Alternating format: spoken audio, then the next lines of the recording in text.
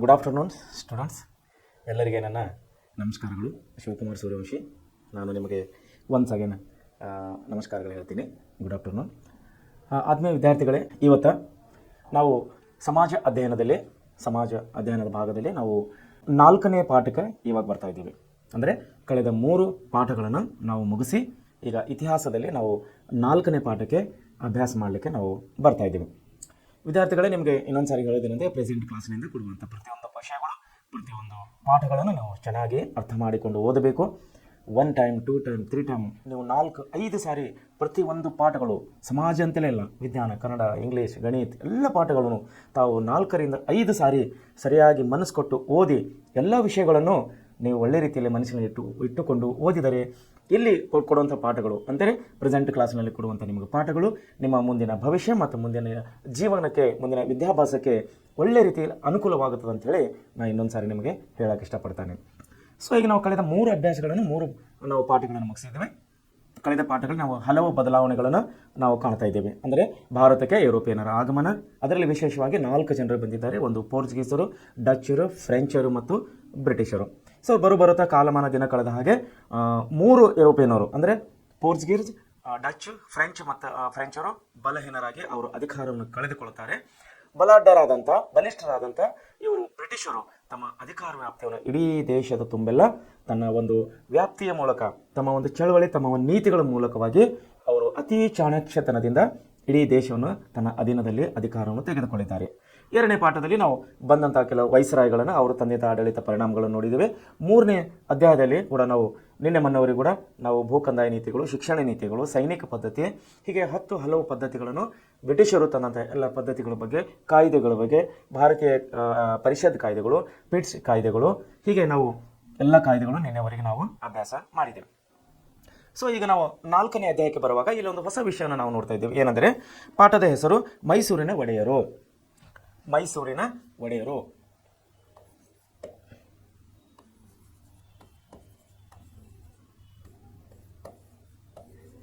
ಮೈಸೂರಿನ ಒಡೆಯರು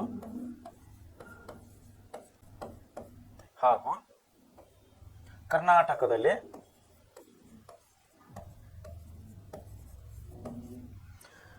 ಬ್ರಿಟಿಷ್ ಆಳ್ವಿಕೆಗೆ ಪ್ರತಿರೋಧಗಳು. ಬ್ರಿಟಿಷ್ ಆಳ್ವಿಕೆಗೆ ಪ್ರತಿರೋಧಗಳು ಅಂದರೆ ಪಾಠದ ಹೆಸರೇ ಹೇಳುವ ಹಾಗೆ ಮೈಸೂರಿನ ಒಡೆಯರ ಬಗ್ಗೆ ನಾವು ಒಂದು ಟಾಪಿಕನ್ನು ಇಲ್ಲಿ ನೋಡುವರಾಗಿದ್ದಾರೆ.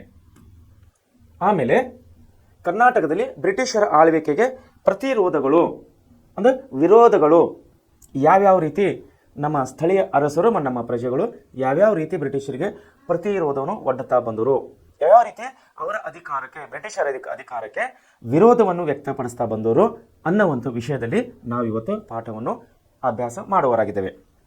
ಓಕೆ. ಸೊ ಈ ಪಾಠದಲ್ಲಿ ನಮಗೆ ಮುಖ್ಯವಾಗಿ ಬರುವಂಥ ವಿಷಯಗಳು, ಮುಖ್ಯವಾಗಿ ಯಾವ ವಿಷಯಗಳನ್ನ ನಾವು ಈಗ ಅಭ್ಯಾಸ ಮಾಡುವರಾಗಿದೆ ಅಂದರೆ, ಒಂದನೇದಾಗಿ ಮೈಸೂರಿನ ಒಡೆಯರು. ಮೊದಲನೇದಾಗಿ ಮೈಸೂರಿನ ಒಡೆಯರು.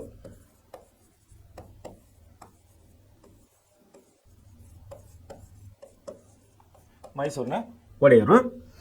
ಇದಾದ ನಂತರ ನಮಗೆ ಬರ್ತಾರೆ ಮೈಸೂರಿನ ಒಡೆಯರು. ಇದಾದಮೇಲೆ ನಮಗೆ 2ನೇ ವಿಷಯ ಬರುತ್ತೆ ಹೈದರ್ ಅಲಿ ಮತ್ತು ಟಿಪ್ಪು ಸುಲ್ತಾನ ಮತ್ತು ಆಂಗ್ಲೋ ಮೈಸೂರು ಯುದ್ಧಗಳು. ಆಮೇಲೆ ದೊಂಡಿಯಾ ವಾಗ್ ಅಂತೇಳಿ ಒಂದು ವಿಷಯನ ನಾವು ಓದುವರಾಗಿದ್ದೇವೆ ಇದೇ ಪಾಠದಲ್ಲಿ. ಆಮೇಲೆ ಕಿತ್ತೂರಿನ ಬಂಡಾಯದ ಬಗ್ಗೆ ನಾವು ಓದುವರಾಗಿದ್ದೇವೆ. ರಾಣಿ ಚೆನ್ನಮ್ಮ ಮತ್ತು ಸಂಗೊಳ್ಳಿ ರಾಯಣ್ಣನ ಬಗ್ಗೆ ನಾವು ಓದುವರಾಗಿದ್ದೇವೆ. ಅಮರ ಸುಳ್ಳೆ ಬಂಡಾಯದ ಬಗ್ಗೆ ನಾವು ಓದವರಾಗಿದ್ದೇವೆ. ಮತ್ತು ಸುರಪುರ ಬಂಡಾಯ ಕೂಡ ನಾವು ಇದೇ ಅಭ್ಯಾಸದಲ್ಲಿ ಓದವರಾಗಿದ್ದೇವೆ. ಮತ್ತು ಹಲಗಲಿಯ ಬೇಡರ ದಂಗೆಗಳ ಬಗ್ಗೆ ನಾವು ಇಷ್ಟು ವಿಷಯಗಳ ಬಗ್ಗೆ ನಾವು ಈ ಪಾಠದಲ್ಲಿ ಓದವರಾಗಿದ್ದೇವೆ. ಇಲ್ಲಿ ನಮ್ಮ ಬುಕ್ಕಿನಲ್ಲಿ ಕೊಟ್ಟಿದ್ದ ಹಾಗೆ ಕೂಡ ನೋಡಿ, ಮೈಸೂರಿನ ಒಡೆಯರು, ಹೈದರ್ ಅಲಿ, ಟಿಪ್ಪು ಸುಲ್ತಾನ ಮತ್ತು ಆಂಗ್ಲೋ ಮೈಸೂರು ಯುದ್ಧಗಳು, ದೊಂಡಿಯಾ ವಾಘ, ಕಿತ್ತೂರಿನ ಬಂಡಾಯ, ಇದರಲ್ಲಿ ರಾಣಿ ಚೆನ್ನಮ್ಮ ಮತ್ತು ಸಂಗೊಳ್ಳಿ ರಾಯಣ್ಣನ ಬಗ್ಗೆ ನಾವು ವಿಶೇಷವಾಗಿ ಓದವರಾಗಿದ್ದೇವೆ. ಅದೇ ರೀತಿ ಅಮರ ಸುಳ್ಳ ಬಂಡಾಯ ಅಂಥೇಳಿ ಒಂದು ವಿಷಯ ಬರುತ್ತೆ ಇಲ್ಲಿ ಮುಂದೆ. ಆಮೇಲೆ ಸುರಪುರ ಬಂಡಾಯ ಅಂಥೇಳಿ ಮತ್ತು ಹಲಗಲಿಯ ಬೇಡರ ದಂಗೆ ಅನ್ನುವಂಥ ವಿಷಯಗಳ ಬಗ್ಗೆ ನಾವು ಇವತ್ತು ಅಭ್ಯಾಸ ಮಾಡುವರಾಗಿದ್ದೇವೆ. ಓಕೆ, ನಾವು ಮುಂದೆ ವಿಷಯಕ್ಕೆ ಬರೋಣ. ಈಗ ಮೊದಲನೇದಾಗಿ ನಾವು ಓದ್ತಾ ಇರೋದು ಮೈಸೂರಿನ ಒಡೆಯರು. ಇದರ ಬಗ್ಗೆ ನಾವು ಇವತ್ತು ಅಭ್ಯಾಸ ಮಾಡುವರಾಗಿದ್ದೇವೆ. ಏನು ವಿಷಯ ಬರ್ತಾ ಇದೆ ಅಂದರೆ, ಇಂದಿನ ಕರ್ನಾಟಕವು ಏಕೀಕರಣದ ಪೂರ್ವದಲ್ಲಿ ನೋಡಿ, ಇಂದಿನ ಕರ್ನಾಟಕವು ಏಕೀಕರಣದ ಪೂರ್ವದಲ್ಲಿ ವಿವಿಧ ರಾಜಕೀಯ ಅಧಿಕಾರಶಾಹಿಗಳಲ್ಲಿ ಹಂಚಿ ಹೋಗಿತ್ತು. ವಿವಿಧ ರಾಜಕೀಯ ಅಧಿಕಾರಶಾಹಿಗಳಲ್ಲಿ ಹಂಚಿ ಹೋಗಿತ್ತು. ಏಕೀಕರಣಕ್ಕಿಂತ ಮುಂಚೆ ಇದ್ದಂಥ ನಮ್ಮ ಕರ್ನಾಟಕವು ವಿವಿಧ ರಾಜಕೀಯ ರಾಜ್ಯಗಳಲ್ಲಿ ಅಧಿಕಾರಶಾಹಿಗಳಲ್ಲಿ ಹಂಚಿ ಹೋಗಿತ್ತು. 18ನೇ ಶತಮಾನದ ಉತ್ತರಾರ್ಧದಲ್ಲಿ ಬ್ರಿಟಿಷರು ರಾಜಕೀಯ ಆಧಿಪತ್ಯವನ್ನು ಸಾಧಿಸುವ ಜೊತೆಯಲ್ಲಿ ವ್ಯಾಪಾರ ಮತ್ತು ಕೃಷಿ ಕ್ಷೇತ್ರಗಳಲ್ಲಿ ಜನರನ್ನು ತಮ್ಮ ಹಿತಾಸಕ್ತಿಗಳಿಗಾಗಿ ಶೋಷಿಸಲು ತೊಡಗಿದರು. ಯಾರು? ಬ್ರಿಟಿಷರು.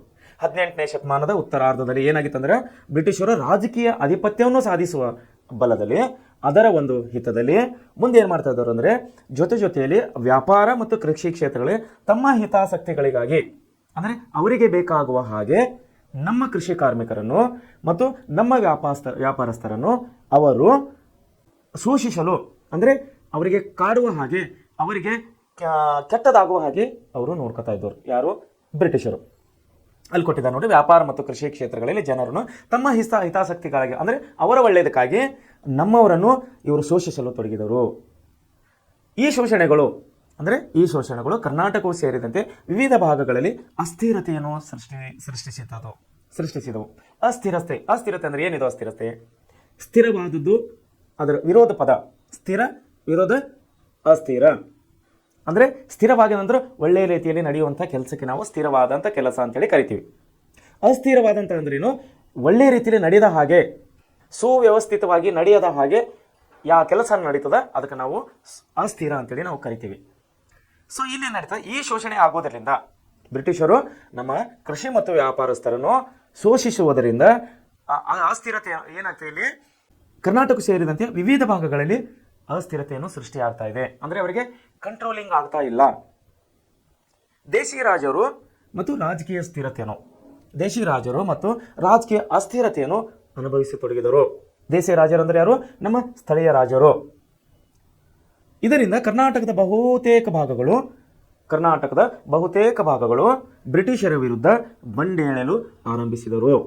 ನಾವು ಮೇಲೆ ನೋಡಿದ ಹಾಗೆ ನೋಡಿವಲ್ಲ, ಸುಮಾರು ನಾವು ಬಂಡಾಯಗಳನ್ನು ನೋಡ್ತಾ ಇದ್ದೀವಿ. ಇಲ್ಲಿ ಅಮರಸುಳ್ಳ ಬಂಡಾಯ ನೋಡ್ತಾ ಇದ್ದೇವೆ, ಸುರಪುರದ ಬಂಡಾಯವನ್ನು ನೋಡ್ತಾ ಇದ್ದೇವೆ, ಕಿತ್ತೂರಿನ ಬಂಡಾಯವನ್ನು ನೋಡ್ತಾ ಇದ್ದೀವಿ. ಇವೆಲ್ಲ ನಮ್ಮ ದೇಶೀಯ ಅರಸರು, ಅಂದರೆ ನಮ್ಮ ರಾಜ್ಯದ ಸ್ಥಳೀಯ ಅರಸರು. ಇವರನ್ನು ಅವರು ಶೋಷಣೆ ಮಾಡ್ತಾ ಹೋದವರು. ಯಾರು? ಬ್ರಿಟಿಷರು. ಯಾವುದರ ನಿಮಿತ್ತವಾಗಿ? ವ್ಯಾಪಾರ ಮತ್ತು ಕೃಷಿ ಕ್ಷೇತ್ರಗಳಲ್ಲಿ ನಮ್ಮ ರಾಜರುಗಳಲ್ಲದೆ ನಮ್ಮ ಕೃಷಿಕರನ್ನು ಮತ್ತು ನಮ್ಮ ವ್ಯಾಪಾರಸ್ಥರನ್ನು ಇವರು ಶೋಷಣೆಗೆ ಒಳಪಡಿಸ್ತಾ ಇದ್ದವರು. ಸೊ ಇದರ ಕಾರಣದಿಂದಾಗಿ ರಾಜಕೀಯ ಅಸ್ಥಿರತೆಯಿಂದ ಏನಾಗ್ತದೆ, ಬಹುತೇಕ ನಮ್ಮ ಸ್ಥಳೀಯ ರಾಜರು ಬಂಡೇಳಲು ಆರಂಭಿಸಿದರು. ಬಂಡೇಳುವುದು ಅಂದರೆ ಅರ್ಥ ಏನು? ಬ್ರಿಟಿಷರ ವಿರುದ್ಧ ಹೋರಾಡಲಿಕ್ಕೆ ಸಜ್ಜಾಗುವುದಕ್ಕೆ ನಾವು ಬಂಡೇಳುವುದು ಅಂತೇವೆ. ಬ್ರಿಟಿಷರ ವಿರುದ್ಧ ಹೋರಾಡಲಿಕ್ಕೆ ಅಥವಾ ಯುದ್ಧಕ್ಕೆ ಸಿದ್ಧರೇನಾಗ್ತಾ ಇದ್ದಾರಲ್ಲ, ಅದಕ್ಕೆ ನಾವು ಬಂಡೇಳುವುದು ಅಂತ ಕರಿತೀವಿ. ಹೀಗಾಗಿ ಆರಂಭದಲ್ಲಿ ಜಮೀನುದಾರರು. ಸೊ ಪ್ರಾರಂಭ ಯಾರಿಂದ ಆಗ್ತಿದ್ದು? ಬ್ರಿಟಿಷರ ವಿರುದ್ಧ ದಂಗೆ ಏಳುವುದು ಯಾರಿಂದ ಪ್ರಾರಂಭ ಆಗ್ತಂದ್ರೆ, ಮೊದಲನೇದಾಗಿ ಜಮೀನ್ದಾರರಿಂದ ಪ್ರಾರಂಭ ಆಗ್ತಾ ಇದೆ. ಮೊದಲನೇದಾಗಿ ಬ್ರಿಟಿಷ್ ವಿರುದ್ಧ ಜಮೀನ್ದಾರು ಬಂಡಿ ಹೇಳ್ತಾ ಇದ್ದಾರೆ. ಆಮೇಲೆ ಸಂಸ್ಥಾನದ ರಾಜರು, ಆಮೇಲೆ ಮುಂತಾದವರು ತಮ್ಮಲ್ಲಿ ಯಾವುದೇ ಐಕ್ಯತೆಯನ್ನು ಸಾಧಿಸಲು ಪ್ರಯತ್ನಿಸದೆ ಒಬ್ಬೊಬ್ಬರಾಗಿ ವಿಘಟಿತ ರೂಪದಲ್ಲಿ, ವಿಘಟಿತ ತಾವು ನೆನ್ಪಿಟ್ಕೋಬೇಕು. ಇಲ್ಲಿ ಬರುವಂಥ ಕೆಲವೊಂದು ಶಬ್ದಗಳನ್ನು ತಾವು ನೆನ್ಪಿಟ್ಕೋಬೇಕು. ವಿಘಟಿತ, ಘಟಿತ, ವಿಘಟಿತ ಮತ್ತು ವಿರೋಧ ಶಬ್ದಗಳಿವೆ. ಘಟಿತ ಮತ್ತು ವಿಘಟಿತ. ಘಟಿತ ಅಂದ್ರೆ ಸಂಘಟಿತ, ಸಂಘಟನೆ ಮೂಲಕವಾಗಿ, ಇದಕ್ಕೆ ಘಟಿತ ಅಂತ ಹೇಳಿ ನಾವು ಕರಿತೀವಿ. ವಿಘಟಿತ ಅಂದ್ರೆ ಅಸಂಘಟಿತ, ಅಂದ್ರೆ ಅವ್ರ ಕಡೆ ಸಂಘಟನೆ ಇಲ್ಲ, ಐಕ್ಯತೆ ಇಲ್ಲ. ಯಾವುದು ಐಕ್ಯತೆ ಇಲ್ಲೋ ಅದಕ್ಕೆ ನಾವು ವಿಘಟಿತ ಅಂತೇಳಿ ಕರಿತೀವಿ. ವಿಘಟಿತ ರೂಪದಲ್ಲಿ ಅಂದ್ರೆ ಅಸಂಘಟಿತ ರೂಪದಲ್ಲಿ ಇವ್ರು ಏನು ಮಾಡ್ತಾ ಇದ್ದಾರೆ? ಬ್ರಿಟಿಷರ ವಿರುದ್ಧ ಬಂಡೇಳುವ ಪ್ರಯತ್ನವನ್ನು ಮಾಡ್ತಾ ಇದ್ದಾರೆ. ಯಾರು? ನಮ್ಮ ಸ್ಥಳೀಯ ರಾಜರು ಮತ್ತು ಜಮೀನ್ದಾರರು. ಸೊ ಏನಾಗ್ತದಂದ್ರೆ, ಯಾವುದೇ ಒಂದು ಕೆಲಸ ಮಾಡಬೇಕಂದ್ರೆ ಅಲ್ಲಿ ಸಂಘಟನೆ ಇರಬೇಕು, ಅಲ್ಲಿ ಐಕ್ಯತೆ ಇರಬೇಕು. ಐಕ್ಯತೆ ಮತ್ತು ಸಂಘಟನೆ ಇದ್ದಾಗ ಮಾತ್ರ ನಾವು ಆ ಒಂದು ಆಪರೇಷನ್ ಅಂದರೆ ಆ ಒಂದು ಕೆಲಸವನ್ನು ಯಶಸ್ವಿಯಾಗಿ ಕಾಣಬಹುದು.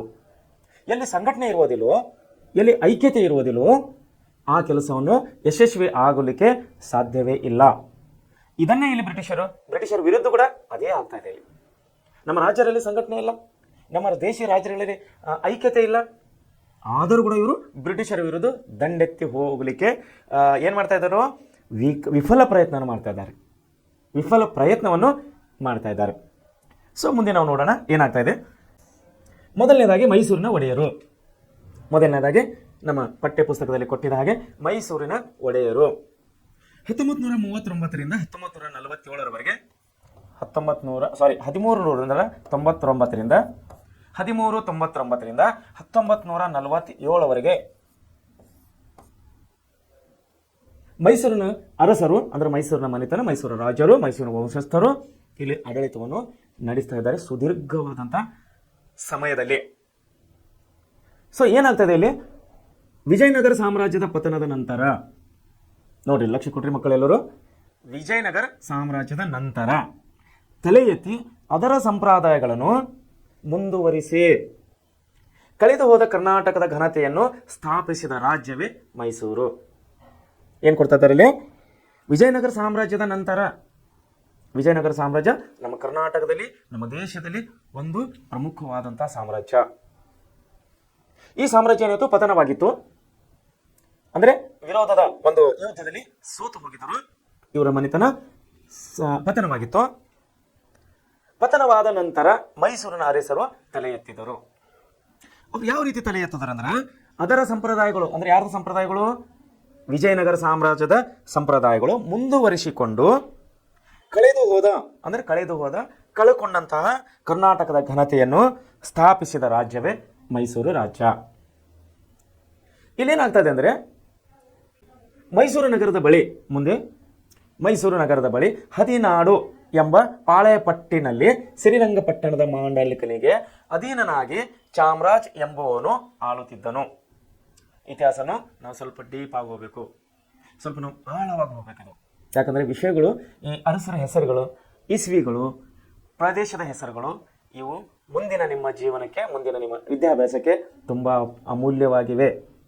ಸೊ ವಿದ್ಯಾರ್ಥಿಗಳು ತಾವು ಈ ಇಸ್ವಿಗಳು, ಮನೆತನದ ಹೆಸರುಗಳು, ರಾಜ್ಯದ ಪ್ರದೇಶವಾರ ಹೆಸರುಗಳು ಮತ್ತು ಅರಸರ ಕೆಲವೊಂದು ಹೆಸರುಗಳು ತಾವು ವಿಷಯಗಳನ್ನು ನೆನಪಿನಲ್ಲಿ ಇಟ್ಟುಕೊಳ್ಳಬೇಕು. ಓಕೆ, ನಾವೇನು ಕಾಣ್ತಾ ಇದ್ವಿ, ಮೈಸೂರು ನಗರದ ಬಳಿ ಹದಿನಾಡು ಎಂಬ ಪಾಳೆಪಟ್ಟಣ, ಅಲ್ಲಿ ಒಂದು ಪಟ್ಟಣ ಇದೆ, ಪಾಳೆಗಾರನ ಒಂದು ಪಟ್ಟಣ ಇದೆ, ಅದರ ಹೆಸರು ಹದಿನಾಡು.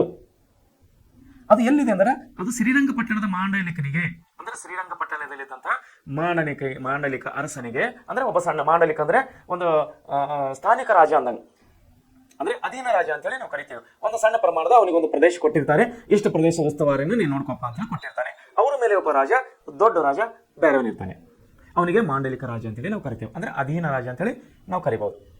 ಈ ಶ್ರೀರಂಗಪಟ್ಟಣದ ಮಾಂಡಲಿಕನಿಗೆ ಅಧೀನನಾಗಿ ಯಾರಿದ್ದಾರೆ ಇಲ್ಲಿ, ಚಾಮರಾಜ ಎಂಬುವವನು ಆಳುತ್ತಿದ್ದನು. ಗಂಡು ಮಕ್ಕಳು ಇಲ್ಲದ ಕಾರಣ, ಯಾರಿಗೆ, ಚಾಮರಾಜನಿಗೆ ಗಂಡು ಮಕ್ಕಳಿಲ್ಲದ ಇವನ ಕಾಲನ ನಂತರ ಅವನ ದಳವಾಯಿ ಅಂದರೆ ಅವನ ಆಸ್ಥಾನದಲ್ಲಿ ಕೆಲಸ ಮಾಡುವಂಥ ಪ್ರಮುಖ ವ್ಯಕ್ತಿ, ಯಾರ ಕಾಲದಲ್ಲಿ, ಚಾಮರಾಜನದ ಅಧೀನದಲ್ಲಿ ಕೆಲಸ ಮಾಡುವಂಥ ಒಬ್ಬ ಪ್ರಮುಖ ವ್ಯಕ್ತಿ ಆಗಿದ್ದ, ಅವ ದಳವಾಯಿನಾಗಿದ್ದ ಕಾರುಗಳ್ಳಿಯ ಮಾರನಾಯಕ. ಅವನ ಹೆಸರು ಕಾರುಗಳ್ಳಿಯ ಮಾರನಾಯಕನು ರಾಜ್ಯಾಡಳಿತವನ್ನು ಮಾಡುತ್ತಿದ್ದನು. ಸ್ವಲ್ಪ ಕನ್ಫ್ಯೂಸ್ ಮಾಡ್ಕೊಳ್ಳಿ, ಈ ಹೆಸರುಗಳು ಸ್ವಲ್ಪ ನಿಮ್ಮನ್ನು ಕನ್ಫ್ಯೂಸ್ ಮಾಡ್ತಾ, ಏನು ಮಾಂಡಲಿಕ, ಆಮೇಲೆ ದಳವಾಯಿ, ಪಾಳೆಗಾರ, ಇವು ಕೆಲವೊಂದು ಹೆಸರುಗಳು ಇತಿಹಾಸದಲ್ಲಿ ಬರುವಂಥ ಹೆಸರುಗಳು. ಮಾಂಡಲಿಕ ಅಂದರೆ ನೆನಪಿನಿಟ್ಕೊಳ್ಳಿ ತಾವು ಅಧೀನ ರಾಜ ಅಂಥೇಳಿ. ಆಮೇಲೆ ಚಾಮರಾಜ ಎಂಬವನು ಅಂದರೆ ಅವನ ಹೆಸರು. ಮುಂದೆ ಏನಾಗಿತ್ತಂದರೆ, ಈ ಚಾಮರಾಜನಿಗೆ ಅವನಿಗೆ ಗಂಡು ಮಕ್ಕಳಿಲ್ಲದ ಕಾರಣ, ಅವನು ತೀರಿಕೊಂಡ ಕಾರಣ, ಅವನಿಗೆ ಅಧೀನನಾಗಿದ್ದಂಥ, ಅವನಿಗೆ ಆಪ್ತನಾದಂತಹ ದಳವಾಯಿ ಕಾರುಗಳ್ಳಿಯ ಮಾರನಾಯಕನು ರಾಜ್ಯದ ಆಡಳಿತವನ್ನು ಇವನು ಮಾಡ್ತಾ ಇದ್ದ. ರಾಜ್ಕುಮಾರಿಯನ್ನು ತನಗೆ ವಿವಾಹ ಮಾಡಿಕೊಡಬೇಕೆಂದು ಒತ್ತಾಯ ಮಾಡಿದನು. ಯಾರು, ಕಾರುಗಳ್ಳಿಯ ಮಾರನಾಯಕ. ರಾಜ್ಕುಮಾರಿ ಅಂದರೆ ರಾಜರು ಯಾರಿದ್ರಲ್ಲಿ, ಚಾಮರಾಜ ಎಂಬುವರು ಆಳ್ತಾ ಇದ್ದವರು, ರಾಜರು. ಅವ್ರು ತೀರ್ಕೊಂಡವ್ರು, ಅವ್ರಿಗೆ ಮಕ್ಕಳಿಲ್ಲ ಅಂಥೇಳಿ ಅವರ ಅಧೀನನಾಗಿದ್ದಂಥ, ಅವರ ಆಪ್ತನಾದಂತಹ, ಅವರ ಭರವಸೆಯ ಮನುಷ್ಯನಾದಂತಹ ದಳವಾಯಿ, ಕಾರುಗಳ್ಳಿಯ ಮಾರನಾಯಕ ಎಂಬಂಥ ದಳವಾಯು ಅಧಿಕಾರವನ್ನು ನಡೆಸ್ತಾ ಇದ್ದ. ಅವನ ಏನೋ ಒಂದು ಹಠ ಆಗಿತ್ತು, ಅವನ ಒಂದು ಬೇಡಿಕೆ ಏನಾಗಿತ್ತಂದರೆ, ನಮ್ಮ ರಾಜನ ತೀರ್ಕೊಂಡಿದ್ದಾನೆ, ಆ ರಾಣಿಯನ್ನ ನನ್ನ ಜೊತೆಯಲ್ಲಿ ಮದುವೆ ಮಾಡಿಸಿ, ತೀರ್ಕೊಂಡಂಥ ರಾಣಿಯನ್ನು ನನಗೆ ಮದುವೆ ಮಾಡಿಕೊಡಬೇಕು, ನನಗೆ ವಿವಾಹ ಮಾಡಿಕೊಡಬೇಕೆಂದು ಒತ್ತಾಯ ಮಾಡಿದನು. ಆದರೆ ಇದಕ್ಕೆ ಯಾರೂ ಒಪ್ಪಿಗೆ ಕೊಡಲಿಲ್ಲ. ಅಂದರೆ ಯಾರು ವಂಶಸ್ಥರು, ಚಾಮರಾಜನ ವಂಶಸ್ಥರು ಅದಕ್ಕೆ ಒಪ್ಪಿಗೆ ಕೊಡಲಿಲ್ಲ. ಕೊಡಲಿದ್ದ ಕಾರಣಕ್ಕಾಗಿ ಮುಂದೇನಾಯ್ತು ಅಂದರೆ ಇದೇ ವೇಳೆಗೆ ಗುಜರಾತಿನ ದ್ವಾರಕೆಯಿಂದ, ಗುಜರಾತ್ ನಾವು ನೋಡ್ತಾ ಇದ್ದೇವೆ ನಮ್ಮ ದೇಶದಲ್ಲಿ ಇವತ್ತು ಗುಜರಾತ್ ಕೂಡ ಒಂದು ರಾಜ್ಯವಿದೆ. ಅದೇ ರೀತಿಯ ಹಳೆ ಕಾಲದಲ್ಲಿ ಅಂದರೆ ರಾಜರ ಅರಸರ ಕಾಲದಲ್ಲಿ ಕೂಡ ಗುಜರಾತ್ ಒಂದು ಪ್ರಮುಖ ಪಟ್ಟಣ, ಒಂದು ಬಂದರವಾಗಿತ್ತು. ನಾವು ಕಳೆದ 3 ಅಧ್ಯಾಯಗಳಲ್ಲಿ ಅಂದರೆ ಬ್ರಿಟಿಷರ ಅಧ್ಯಾಯಗಳಲ್ಲಿ ವ್ಯಾಪಾರ ಕೇಂದ್ರವಾಗಿತ್ತು ಅಂತ ನಾವು ನೋಡಿದ್ದೀವಿ.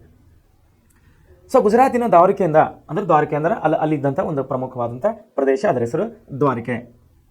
ಗುಜರಾತಿನ ದ್ವಾರಕೆಯಿಂದ ಅಂತ ಯದುರಾಯನು, ಅವನ ಹೆಸರು ಯದುರಾಯನು, ತನ್ನ ತಮ್ಮ ಕೃಷ್ಣರಾಯನೊಂದಿಗೆ ಮೈಸೂರಿಗೆ ಬಂದನು. ಯಾರು? ಗುಜರಾತಿನ ದ್ವಾರಕೆ ಎಂಬ ಪ್ರದೇಶದಿಂದ ಯದುರಾಯ ಅನ್ನೋನು ಅವನ ತಮ್ಮನಾದಂತಹ ಕೃಷ್ಣರಾಯನೊಂದಿಗೆ ಮೈಸೂರಿಗೆ ಬಂದನು. ತಾನಾಗಿಯೇ ಮುಂದೆ ಬಂದು, ಯಾರು? ಯದುರಾಯ, ಗುಜರಾತ್ನಿಂದ ಬಂದಂಥ ಯದುರಾಯನು ತಾನಾಗಿಯೇ ಮುಂದೆ ಬಂದು ರಾಣಿಗೆ ಸಹಾಯ ಮಾಡಲು ಒಪ್ಪಿಕೊಂಡು ಮಾರನಾಯಕನನ್ನು ಕೊಂದನು. ಅಂದ್ರೆ ಇಲ್ಲಿ ಮಾರನಾಯಕ ಏನು ಆಟ ಹಿಡಿದಿದ್ದವ? ರಾಣಿಯನ್ನು ನನ್ನ ಜೊತೆಲಿ ವಿವಾಹ ಮಾಡಿಸ್ರಿ ಅಂತ ಕೂತಿದ್ದವ. ಇವನೇನಾಗಿದ್ದ? ಪಾಳೆಗಾರನಾಗಿದ್ದ. ಯಾರು? ಮಾರನಾಯಕ ಏನು ಕೂತಿದ್ದ ಅಲ್ಲಿ? ದಳವಾಯಿ ಆಗಿದ್ದ. ಈ ದಳವಾಯನು ಚಾಮರಾಜ ಅರಸನ ಸತ್ತ ಮೇಲೆ ಅವನೇ ಹೆಂಡತಿಗೆ ಅಂದರೆ ಆ ರಾಣಿಗೆ, ಆ ರಾಜಕುಮಾರಿಗೆ ನನಗೆ ಮದುವೆ ಮಾಡಿಸ್ಕೊಡಿ ಅಂತ ಕೇಳಿದಾಗ ಆವಾಗಿನ ಎಲ್ಲ ಹಿರಿಯರು ಒಪ್ಪಿಕೊಳ್ಳಲಿಲ್ಲ. ಮುಂದೇನಾಯಿತು? ಗುಜರಾತ್ನ ದ್ವಾರಕೆಯಿಂದಂತ ಯದುರಾಯ ಮತ್ತು ಅವರ ತಮ್ಮ ಕೃಷ್ಣರಾಜ ಎನ್ನುವರು ಕರ್ನಾಟಕನ ಮೈಸೂರಿಗೆ ಬಂದು ರಾಣಿಗೆ ಸಹಾಯ ಮಾಡಲು ಒಪ್ಪಿಕೊಂಡು ಏನು ಮಾಡಿದರು? ಅವರು ಅವನನ್ನು ಕೊಲ್ಲಿಬಿಟ್ಟರು. ಯಾರಿಗೆ? ಮಾರನಾಯಕನನ್ನು ಕೊಂದರು ಅನ್ನುವಂಥ ಇತಿಹಾಸವನ್ನು ನಾವು ಇಲ್ಲಿ ಪಾಠದಲ್ಲಿ ನೋಡ್ತಾ ಇದ್ದೀವಿ. ಇದರಿಂದ ಏನಾಯ್ತಂದ್ರೆ, ಇದರಿಂದ ಸಂತೋಷಗೊಂಡ ರಾಣಿಯು ತನ್ನ ಮಗಳನ್ನು ಯದುರಾಯನಿಗೆ ವಿವಾಹ ಮಾಡಿಕೊಟ್ಟು ರಾಜ್ಯವನ್ನು ನೀಡಿದಾಗ ಒಡೆಯರ ವಂಶವು ಸ್ಥಾಪನೆಯಾಯಿತು. ನೋಡಿ, ಮೈಸೂರು ಒಡೆಯನ ನಾವು ಇತಿಹಾಸವನ್ನು ನೋಡ್ತಾ ಬರ್ತಾ ಇದ್ದೇವೆ. ಮೈಸೂರು ಒಡೆಯರ ಇತಿಹಾಸ, ಅವರ ಸಾಮ್ರಾಜ್ಯ, ಅವರ ಮನೆತನ ಯಾವ ರೀತಿ ಕರ್ನಾಟಕಕ್ಕೆ ಬಂತು, ಯಾವ ರೀತಿ ಅವರು ಬೆಳವಣಿಗೆ ಆದರು ಅನ್ನೋಂಥ ವಿಷಯದಲ್ಲಿ ನಾವಿಲ್ಲಿ ನೋಡ್ತಾ ಇದ್ದೀವಿ. ಸೊ ಎಲ್ಲಿಂದ ಬಂದಾರ ಅವರು? ಗುಜರಾತ್ನಿಂದ ಬಂದಿದ್ದಾರೆ. ಮೊದಲಿಗೆ ಬಂದವರು ಯಾರು? ಯದುರಾಯ. ಯಾರ ಜೋಡಿಗೆ ಬಂದವನು? ಅವನ ತಮ್ಮನಾದ ಕೃಷ್ಣರಾಜನ ಜೋಡಿಗೆ ಬಂದೇನು ಮಾಡ್ದ? ಇಲ್ಲಿ ದುಃಖದಲ್ಲಿದ್ದಂಥ ಕಷ್ಟದಲ್ಲಿದ್ದಂತಹ ಶ್ರೀರಂಗಪಟ್ಟಣದಲ್ಲಿ ಕಷ್ಟದಲ್ಲಿದ್ದಂತಹ ರಾಣಿಗೆ, ರಾಣಿ? ರಾಜ ಇದ್ರಲ್ಲ, ಯಾರು ಇವ್ರ ಹೆಸರು? ಚಾಮರಾಜ. ರಾಜ ಇದ್ರಲ್ಲ, ಚಾಮರಾಜನು ತೀರ್ಕೊಂಡ ಮೇಲೆ ಅವನ ಹೆಂಡತಿ ಅಂದರೆ ರಾಣಿಗೆ ಬೇಷರತ್ತಾಗಿ, ಯಾವುದೇ ಕಂಡೀಷನ್ ಇಲ್ಲದೆ, ಯಾವುದೇ ಒಂದು ಡಿಮ್ಯಾಂಡ್ ಇಲ್ಲದೆ ರಾಣಿಗೆ ಸಹಾಯ ಮಾಡಿ ಆ ಒಂದು ಕೆಟ್ಟ ವ್ಯಕ್ತಿಯಾದ ದಳವಾಯಿಯಾದ ಕಾರುಗಳಿನ ಮಾರನಾಯಕನನ್ನು, ದಳವಾಯಿಯನ್ನು ಇವರು ಸಾಯಿಸಿಬಿಟ್ಟಾಗ ಸಂತೋಷಗೊಂಡ ರಾಜಕುಮಾರಿಯು ತನ್ನ ಅವಳ ಮಗಳನ್ನು ಯಾರಿಗೆ ಕೊಟ್ಟರು? ಯದುರಾಯನಿಗೆ ವಿವಾಹ ಮಾಡಿಕೊಟ್ಟು ರಾಜ್ಯವನ್ನು ನೀಡಿದಾಗ ಒಡೆಯರ ವಂಶವು ಇಲ್ಲಿಂದ ಪ್ರಾರಂಭವಾಗುತ್ತದೆ. ಇದನ್ನು ಯದುರಾಯರಿಂದ ಚಾಮರಾಜ ಒಡೆಯರವರೆಗೆ, ಯದುರಾಯ ಹಿಡ್ಕೊಂಡು ಯದುರಾಯ ಅಂದರೆ ಎಲ್ಲಿಂದ ಬಂದಿದ್ದಾರೆ ಇವರು? ಗುಜರಾತಿಂದ ಬಂದಿದ್ದಾರೆ. ಯಾವ ಪಟ್ಟಣದಿಂದ? ದ್ವಾರಕೆ ಪಟ್ಟಣದಿಂದ. ಇವು ಕೆಲವೊಂದು ವಿಷಯಗಳು ನೆನ್ಪಿಟ್ಕೋಬೇಕು. ದ್ವಾರಕೆ ಪಟ್ಟಣದಿಂದ ಬಂದಂತಹ ಯದುರಾಯನು ಕೊನೆಯ ಅಂದರೆ ಇವನು ಮೊದಲನೇ ಅರಸ. ಕೊನೆಯ ಅರಸ ಯಾರು? ಜಯಚಾಮರಾಜ ಒಡೆಯರ್, ಮೈಸೂರಿನ ಕೊನೆಯ ಅರಸ. ಇವನವರೆಗೆ ಅಂದರೆ ಮೊದಲನೇ ಹೇಳ್ಕೊಂಡು ಕೊನೆಯವರೆಗೆ ಒಟ್ಟು 25 ಅರಸರುಗಳು ಇಲ್ಲಿ ಆಳ್ತಾರೆ. 25 ಅರಸರು ಮೈಸೂರು ಸಂಸ್ಥಾನವನ್ನು ಆಳುತ್ತಾರೆ. ಈ 25 ಅರಸರುಗಳು ಆಳಿದರು. ಅವರಲ್ಲಿ ಕೆಲವರು ಮುಖ್ಯರಾದವರನ್ನ ನಾವಿಲ್ಲಿ ತಿಳ್ಕೊಳ್ಳೋಣ. 25 ಮಂದಿ ಬಗ್ಗೆ ಇತಿಹಾಸ ನಾವು ತಿಳ್ಕೊಳ್ಳೋಕ್ಕೆ ತುಂಬ ಸವಿಸ್ತಾರವಾಗಿ ಹೋಗಬೇಕಾಗುತ್ತದೆ. ಅದನ್ನು ಮುಂದೆ ನಿಮಗೆ ಕಾಲೇಜಿನಲ್ಲಿ ಬರುತ್ತೆ. ಯಾರಾದರೂ ಆರ್ಟ್ಸ್ ಮಾಡುವಂತೇಳಿ ನೀವು ಕಾಲೇಜಿಗೆ ಹೋದಾಗ, ನೀವು ಆರ್ಟ್ಸನ್ನು ತೆಗೆದುಕೊಂಡಾಗ ನಿಮಗೆ ಇತಿಹಾಸ ಅಂತೇಳಿ ಸಪ್ರೇಟ್ ಒಂದು ಬುಕ್ಕನೇ ಬರುತ್ತೆ, ನಿಮಗೆ ಒಂದು ವಿಷಯನೇ ಇರ್ತದೆ. ಅದರಲ್ಲಿ ಕರ್ನಾಟಕ ಇತಿಹಾಸ ಅಂತೇಳಿ 1 ವರ್ಷದವರೆಗೆ ತಾವು ಕರ್ನಾಟಕ ಇತಿಹಾಸನ್ನೇ ಅಭ್ಯಾಸ ಮಾಡ್ತೀರಿ. ಅಲ್ಲಿ ನಿಮಗೆ ಮೈಸೂರು ಅರಸರ ಬಗ್ಗೆ ತುಂಬ ಡೀಟೇಲ್ವಾಗಿ, ಸವಿಸ್ತಾರವಾಗಿ ನಿಮಗೆ 25 ಅರಸರುಗಳ ಬಗ್ಗೆ ಅಭ್ಯಾಸ ಮಾಡಲಿಕ್ಕೆ ಸಿಗುತ್ತದೆ. ಸೊ ಇದು ಈ ವಿಷಯದಲ್ಲಿ, ಈ ಪಾಠದಲ್ಲಿ ನಿಮಗೆ ಅಷ್ಟು ಸವಿಸ್ತಾರವಾಗಿ ಸಿಗೋದಿಲ್ಲ. ಕೆಲವು ಪ್ರಮುಖ ರಾಜರ ಬಗ್ಗೆ ನಾವಿಲ್ಲಿ ತಿಳಿದುಕೊಳ್ಳಬಹುದು. ಸೊ ಮೊದಲನೇದಾಗಿ ನಾವೇನು ಮಾಡಿರಿ? ರಾಜ ಒಡೆಯರ ಬಗ್ಗೆ ಇಲ್ಲಿ ನಾವು ಅಭ್ಯಾಸ ಮಾಡೋಣ. ರಾಜ ಒಡೆಯರು 1578ರಿಂದ 1617ವರೆಗೆ ಅವರು ರಾಜ್ಯವನ್ನು ಮಾಡ್ತಾರೆ. ರಾಜ ಒಡೆಯರ್ ಇವರು 1578ರಿಂದ 1617ರವರೆಗೆ ಇವರು ರಾಜ್ಯಭಾರವನ್ನು ಮಾಡ್ತಾರೆ. ಸಣ್ಣ ಪಾಳೆಯ ಪಟ್ಟಣ ಆಗಿದ್ದ ಮೈಸೂರು, ಒಂದು ಸಣ್ಣ ಪ್ರಮಾಣದ ಪಾಳೆಯ ಪಟ್ಟಣವಾಗಿದ್ದ ಮೈಸೂರನ್ನು ಸಾಕಷ್ಟು ದೊಡ್ಡ ರಾಜ್ಯವನ್ನಾಗಿ ಮಾಡಿದ ಕೀರ್ತಿ ಇವರಿಗೆ ಸಲ್ಲುತ್ತದೆ. ನಾವು ಮುಂಚೆ ನೋಡಿದ್ದೇವಲ್ಲ, ಯಾರು ಇವ ಮಾರನಾಯಕನ ಕೊಂದೇವಲ್ಲ, ಶ್ರೀರಂಗಪಟ್ಟಣ ಅವಾಗ ಏನಾಗಿತ್ತು, ಒಂದು ಪಾಳೆಗಾರನ ಆಸ್ಥಾನವಾಗಿತ್ತು, ಅಲ್ಲಿ ಮಾಂಡಲಿಕನ ಆಸ್ಥಾನವಾಗಿತ್ತು. ಅಂದರೆ ಒಂದು ಸಣ್ಣ ಪ್ರಮಾಣದ ರಾಜ್ಯ ಸಾಮ್ರಾಜ್ಯವಾಗಿತ್ತು ಅವಾಗ. ಸೊ ಮುಂದೆ ಬರ್ತಾನೆ ರಾಜ ಒಡೆಯರು ಏನು ಮಾಡಿದ್ರು, ಇವರ ಒಂದು ಅಧಿಕಾರದಲ್ಲಿ ಮೈಸೂರು ಸಾಕಷ್ಟು ದೊಡ್ಡ ರಾಜ್ಯವನ್ನಾಗಿ ಮಾಡಿದ ಕೀರ್ತಿ ಇವರಿಗೆ ಸಲ್ಲುತ್ತದೆ. ಯಾರಿಗೆ? ರಾಜ ಒಡೆಯರಿಗೆ. ಮುಂದೆ ಏನಾಗ್ತಾ ಇದೆ, ಶ್ರೀರಂಗಪಟ್ಟಣವನ್ನು ವಿಜಯನಗರದ ರಾಜಪ್ರತಿನಿಧಿಯಿಂದ ವಶಪಡಿಸಿಕೊಂಡು, ಶ್ರೀರಂಗಪಟ್ಟಣವನ್ನು ವಿಜಯನಗರದ ರಾಜಪ್ರತಿನಿಧಿಯಿಂದ, ಹೇಳೋದಲ್ಲ ಮುಂಚೆ ನಾನು, ವಿಜಯನಗರದ ಪತನದ ನಂತರ ಮೈಸೂರು ಅರಸರು ಇಲ್ಲಿ ತಲೆ ಎತ್ತುತ್ತಾರೆ. ಸೊ ಹೇಗೆ ತಲೆ ಎತ್ತಿದ್ರು ಇವ್ರು ಯಾರು? ರಾಜ ಒಡೆಯರ್ ಇದಾರಲ್ಲ, ರಾಜ ಒಡೆಯರು ಏನು ಮಾಡಿದ್ರು, ಇಲ್ಲಿ ಮೈಸೂರು ಸಾಮ್ರಾಜ್ಯನ ವಿಸ್ತರಣೆ ಮಾಡುವುದರಲ್ಲಿ ಪ್ರಮುಖವಾಗಿ ಇವರು ಏನು ಮಾಡಿದ್ದಾರೆ, ಶ್ರೀರಂಗಪಟ್ಟಣ ಮೊದಲು ಯಾರ ಅಧೀನದಲ್ಲಿತ್ತು? ವಿಜಯನಗರ ಸಾಮ್ರಾಜ್ಯದ, ನಮ್ಮ ಹೊಸಪೇಟೆಯ ವಿಜಯನಗರ ಸಾಮ್ರಾಜ್ಯದ ಅಧೀನದಲ್ಲಿತ್ತು. ಇವನೇನು ಮಾಡಿದ, ರಾಜ ಒಡೆಯ ಶ್ರೀರಂಗಪಟ್ಟಣವನ್ನು ವಿಜಯನಗರದ ರಾಜಪ್ರತಿನಿಧಿಯಿಂದ ವಶಪಡಿಸಿಕೊಂಡು ರಾಜಧಾನಿಯನ್ನಾಗಿ ಮಾಡಿದನು. ಸುತ್ತಮುತ್ತಲಿನ ಅನೇಕ ಪ್ರದೇಶಗಳನ್ನು, ಅಂದರೆ ಸಣ್ಣ ಪುಟ್ಟ ಅಲ್ಲಿ ಇದ್ದಂಥ ಚಿಕ್ಕ ಪುಕ್ಕ ಪ್ರದೇಶಗಳನ್ನು ಕೂಡ ವಶಪಡಿಸಿಕೊಂಡು ತನ್ನ ರಾಜ್ಯವನ್ನು ವಿಸ್ತರಣೆ ಮಾಡ್ತಾ ಬರ್ತಾನೆ. ಯಾರು? ರಾಜ ಒಡೆಯರ್. ಇವನ ನಂತರ, ಅಂದರೆ ರಾಜ ಒಡೆಯನ ನಂತರ ಚಿಕ್ಕದೇವರಾಜ ಒಡೆಯರು ಅಧಿಕಾರಕ್ಕೆ ಬರ್ತಾರೆ. ಚಿಕ್ಕದೇವರಾಜ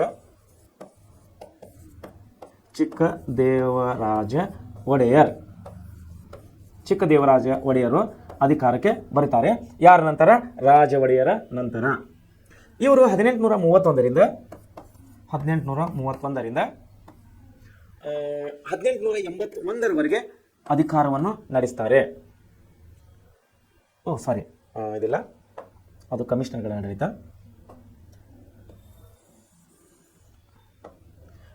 ಚಿಕ್ಕದೇವರಾಜ ಒಡೆಯರು 1673ರಿಂದ 1704ರವರೆಗೆ ಇವರು ರಾಜಭಾರವನ್ನು ಮಾಡುತ್ತಾರೆ. ಯಾರು? ಚಿಕ್ಕದೇವರಾಜ ಒಡೆಯರು. ಸೊ ಈಗ ನಾವು ಚಿಕ್ಕದೇವರಾಜ ಒಡೆಯರ್ ಬಗ್ಗೆ ನಾವು ಅಭ್ಯಾಸ ಮಾಡೋಣ. ಈಗ ನಾವು ಮುಂಚೆನ ರಾಜ ಒಡೆಯರ್ ಬಗ್ಗೆ ಅಭ್ಯಾಸ ಮಾಡಿದ್ದೀವಿ. ಇವರೇನು ಮಾಡಿದರು, ರಾಜ ಒಡೆಯರವರು ಶ್ರೀರಂಗಪಟ್ಟಣವನ್ನು, ವಿಜಯನಗರದ ಆ ಸ್ಥಾನದಲ್ಲಿದ್ದಂಥ ಶ್ರೀರಂಗಪಟ್ಟಣವನ್ನು ವಶಪಡಿಸಿಕೊಂಡು, ಮತ್ತು ಅಲ್ಲಿ ಅದರ ಸುತ್ತಮುತ್ತಲಿರುವಂಥ ಎಲ್ಲ ಚಿಕ್ಕ ಪುಟ್ಟ ಸಾಮ್ರಾಜ್ಯಗಳು, ಚಿಕ್ಕ ಪುಟ್ಟ ಮನೆತನಗಳನ್ನು ತನ್ನ ಸಾಮ್ರಾಜ್ಯಕ್ಕೆ, ಅಂದರೆ ಮೈಸೂರು ಸಾಮ್ರಾಜ್ಯಕ್ಕೆ, ಆವಾಗ ರಾಜಧಾನಿ ಯಾವುದಿತ್ತು? ಶ್ರೀರಂಗಪಟ್ಟಣ. ಮೈಸೂರು ರಾಜಧಾನಿ ಆಮೇಲೆ ಆಗುತ್ತದೆ. ಮುಂಚೆ ಅವರ ರಾಜಧಾನಿ ಶ್ರೀರಂಗಪಟ್ಟಣವಾಗಿತ್ತು. ಇದು ಅವ್ರಕ್ಕಿಂತ ಮುಂಚೆ ವಿಜಯನಗರ ಸಾಮ್ರಾಜ್ಯದ ಅಧೀನದಲ್ಲಿತ್ತು. ಸೊ ಇಷ್ಟನ್ನು ತಾವು ನೆನಪಿನಲ್ಲಿ ಇಟ್ಟುಕೋಬೇಕು. ಈಗ ಎರಡನೇದಾಗಿ ನಾವು ಚಿಕ್ಕದೇವರಾಜ ಒಡೆಯರ್ ಬಗ್ಗೆ ನಾವು ತಿಳ್ಕೊಳ್ಳೋಣ. ಈ ಚಿಕ್ಕದೇವರಾಜ ಒಡೆಯರು 1673ರಿಂದ 1704ವರೆಗೆ ಇವರು ಅಧಿಕಾರವನ್ನು ನಡೆಸ್ತಾರೆ. ಇವರು ಸಮರ್ಥ ಯೋಧರು ಹಾಗೂ ಆಡಳಿತಗಾರರು ಆಗಿದ್ದರು. ಸಮರ್ಥ ಯೋಧ ಅಂದರೆ ಮಿಲಿಟರಿ, ಸೈನ್ಯ, ಆರ್ಮಿ. ಒಬ್ಬ ಸೈನಿಕನಾಗಿದ್ದ, ಒಬ್ಬ ಸಮರ್ಥನಾದಂಥ, ಬಲಿಷ್ಠವಾದಂಥ, ಪರ್ಫೆಕ್ಟ್ ಮಿಲಿಟರಿ ಆರ್ಮಿ ಮ್ಯಾನ್ ಆಗಿದ್ದ. ಯಾರು? ಚಿಕ್ಕದೇವರಾಜ ಒಡೆಯರ್. ಒಬ್ಬ ಸಮರ್ಥ ಯೋಧನಾಗಿದ್ದ ಹಾಗೂ ಆಡಳಿತಗಾರನೂ ಆಗಿದ್ದ. ಅಡ್ಮಿನಿಸ್ಟ್ರೇಷನ್ ಅಂದರೆ ಆಡಳಿತವನ್ನು ಯಾವ ರೀತಿ ನೋಡ್ಕೊಳ್ಬೇಕು, ತನ್ನ ರಾಜ್ಯಭಾರವನ್ನು ಯಾವ ರೀತಿ ಮಾಡಿಕೊಳ್ಳಬೇಕು ಅನ್ನೋದು ಅವನಿಗೆ ಒಳ್ಳೆ ರೀತಿಯಲ್ಲಿ ಗೊತ್ತಾಗಿತ್ತು. ಶಿವಾಜಿ ಮತ್ತು ಇಲ್ಲಿ ಮರಾಠರು ಬಂದರು. ನಾವು ಕಳೆದ ಅಭ್ಯಾಸದಲ್ಲಿ ಕೂಡ ನಾವು ನೋಡಿದ್ದೀವಿ ಆಂಗ್ಲೋ ಮರಾಠ ಯುದ್ಧಗಳು. ಶಿವಾಜಿ ಅಂದರೆ ನಾವು ತಿಳ್ಕೊಬೇಕು, ಮರಾಠರು. ಇವರೆಲ್ಲ ರಾಜ್ಯಭಾರ ಮಾಡ್ತಾ ಇದ್ದವರು ಮಹಾರಾಷ್ಟ್ರನ ಸಾತಾರದಲ್ಲಿ ಇವರ ಪೇಶ್ವೆ ಇವರು ಕೂಡಿ ಅಲ್ಲಿ, ಅದ್ರ ಬಗ್ಗೆ ನಾವು ಕಳೆದ ಅಭ್ಯಾಸದಲ್ಲಿ ನೋಡಿದ್ದೀವಿ. ಮರಾಠರು, ಶಿವಾಜಿ ಅಂದರೆ ತಾವು ಮರಾಠರು ಅಂತೇಳಿ ನೆನಪಿನಲ್ಲಿ ಇಟ್ಕೊಳ್ಬೇಕು. ಓಕೆ, ಇಲ್ಲೇನಾಗ್ತದೆ, ಚಿಕ್ಕದೇವರಾಜ ಒಡೆಯರು ಏನು ಮಾಡ್ತಾ ಇದ್ದಾರೆ, ಶಿವಾಜಿಯ ಸೇನೆಯನ್ನು ಮಧುರೈ, ಇಕ್ಕೇರಿ, ಬಿಜಾಪುರಗಳಲ್ಲಿ ಹಿಮ್ಮೆಟ್ಟಿಸಿದನು. ಇವ ರಾಜ ಯಾರು? ಚಿಕ್ಕದೇವರಾಜ ಒಡೆಯರು ತನ್ನ ರಾಜ್ಯವನ್ನು ವಿಸ್ತರಣೆ ಮಾಡುವ ನಿಮಿತ್ತವಾಗಿ, ತನ್ನ ರಾಜ್ಯನ ವಿಸ್ತರಣೆ ಮಾಡುವ ಸಲುವಾಗಿ ಹಿಮ್ಮೆಟ್ಟಿಸ್ತಾ ಇದ್ದಾನೆ 3 ಸೈನ್ಯಗಳನ್ನು. ಒಂದು ಶಿವಾಜಿಯ ಸೈನ್ಯ ಮಧುರೈದಲ್ಲಿ ಮತ್ತು ಇಕ್ಕೇರಿದಲ್ಲಿ ಮತ್ತು ಬಿಜಾಪುರಗಳಲ್ಲಿ 3 ಪ್ರದೇಶಗಳಲ್ಲಿ ಯುದ್ಧ ಮಾಡಿ ಶಿವಾಜಿ ಸೇನೆಯನ್ನು ದಂಡೆತ್ತಿ ಬರ್ತಾ ಇತ್ತು, ಅವರನ್ನು ಹಿಮ್ಮೆಟ್ಟಿಸಿ ಓಡಿಸಿಬಿಡ್ತಾನೆ. ಯಾರು? ಚಿಕ್ಕದೇವರಾಜ ಒಡೆಯರ್. ಅದೇ ರೀತಿ ಮುಂದೆ ಮಾಗಡಿ, ಮಧುಗಿರಿ, ಕೊರಟಗೆರೆ ಮತ್ತಿತರ ಪ್ರಾಂತಗಳನ್ನು ವಶಪಡಿಸಿಕೊಳ್ಳುತ್ತಾನೆ. ಇವೆಲ್ಲ ಪ್ರಾಂತಗಳು ಯಾರ ಕಡೆ ಇದ್ದು? ಶಿವಾಜಿ ಮರಾಠರದ ಅರಸರಾದಂಥ ಶಿವಾಜಿಯ ಮನೆತನದಲ್ಲಿದ್ದರು. ಈ ಶಿವಾಜಿ ಮನೆತನದಲ್ಲಿದ್ದಂಥ ಪ್ರಮುಖ ಪಟ್ಟಣಗಳು ಇವು ಯಾವುದು ಮಾಗಡಿ, ಮಧುಗಿರಿ, ಕೊರಟಗೆರೆ, ಅಲ್ಲಿದ್ದಂಥ ಮತ್ತು ಸಣ್ಣ ಪುಟ್ಟ ಪ್ರಾಂತಗಳನ್ನೆಲ್ಲ ಇವನು ಏನು ಮಾಡ್ತಾನೆ, ಶ್ರೀರಂಗಪಟ್ಟಣದ ಅಂದರೆ ಮೈಸೂರು ಅರಸರ ಯದುವೀರ್ ಇವ ಏನು ಸ್ಥಾಪನೆ ಮಾಡಿದರು ಸ್ಟಾರ್ಟಿಂಗ್ನಲ್ಲಿ ಬಂದಂತೂ. ಈಗ ಯಾರು ರಾಜರಿದ್ದಾರೆ, ಚಿಕ್ಕದೇವರಾಜ ಒಡೆಯರಿದ್ದಾರೆ. ಒಡೆಯರ ಒಂದು ಫ್ಯಾಮಿಲಿಗೆ, ಒಡೆಯರ ಒಂದು ಮನೆತನಕ್ಕೆ ಈ 4 ಪಟ್ಟಣಗಳು ಕೂಡ ಸೇರ್ಪಡೆ ಮಾಡ್ತಾ ಇದ್ದಾರೆ. ಯಾವುದು? ಮಾಗಡಿ, ಮಧುಗಿರಿ ಮತ್ತು ಕೊರಟಗೆರೆ. ಅದನ್ನಲ್ಲದೆ ಮತ್ತೆ ಮುಂದೆ ರಾಜ್ಯವನ್ನು ಇನ್ನೂ ವಿಸ್ತರಣೆ ಮಾಡಲಿಕ್ಕೆ ಇವರು ಹೊರಟಿದ್ದಾರೆ. ಯಾಕಂದರೆ ಇವನು ಸಮರ್ಥನಾದ ಯೋಧನಾಗಿದ್ದ ಮತ್ತು ಸಮರ್ಥನಾದ ಆಡಳಿತಗಾರ ಕೂಡ ಆಗಿದ್ದ. ಸೊ ಹೀಗಾಗಿ ಇವನು ಯುದ್ಧ ಮಾಡೋದರಲ್ಲಿ ಕೂಡ ನಿಪುಣತೆಯನ್ನು ಹೊಂದಿದ್ದ ಮತ್ತು ಆಡಳಿತ ನಡೆಸುವುದರಲ್ಲಿ ಕೂಡ ಪರಿಣಿತಿಯನ್ನು ಹೊಂದಿದ್ದ. ಹೀಗಾಗಿ ಯುದ್ಧ ಮಾಡುವುದು ಕೂಡ ಇವನಿಗೆ ಸುಲಭದ ಕೆಲಸವಾಗಿತ್ತು, ಆಡಳಿತ ನಡೆಸುವುದು ಕೂಡ ಇವನಿಗೆ ಸುಲಭದ ಕೆಲಸವಾಗಿತ್ತು. ಹೀಗಾಗಿ ಹಲವು ಪ್ರಮುಖ ಪಟ್ಟಣಗಳನ್ನು ಮರಾಠರಿಂದ ಇವನು ವಶಪಡಿಸಿಕೊಳ್ತಾ ತನ್ನ ಸಾಮ್ರಾಜ್ಯವನ್ನು ವಿಸ್ತರಣೆ ಮಾಡ್ತಾ ಇದ್ದಾನೆ. ಮುಂದೆ ನೋಡಿ, ಬೆಂಗಳೂರನ್ನು ಮೊಘಲರ ಸೇನಾನಿಯಿಂದ, ಇಲ್ಲಿ ಬೆಂಗಳೂರು ಯಾರ ಆಡಳಿತದಲ್ಲಿದೆ? ಮೊಘಲರ ಅರಸರ ಕಾಲದಲ್ಲಿ, ಮೊಘಲರ ಅರಸರ ವಶದಲ್ಲಿದ್ದಂತಹ ಬೆಂಗಳೂರು ನಗರ ಕೂಡ ಇವನು ಏನು ಮಾಡ್ತಾ ಇದ್ದಾನೆ, ಮೊಘಲರ ಸೇನಾನಿಯಿಂದ ಕೊಂಡುಕೊಂಡನು ಅಂದರೆ ಖರೀದಿ ಮಾಡಿಕೊಳ್ಳುತ್ತಾನೆ, ದುಡ್ಡು ಕೊಡ್ತಾನೆ.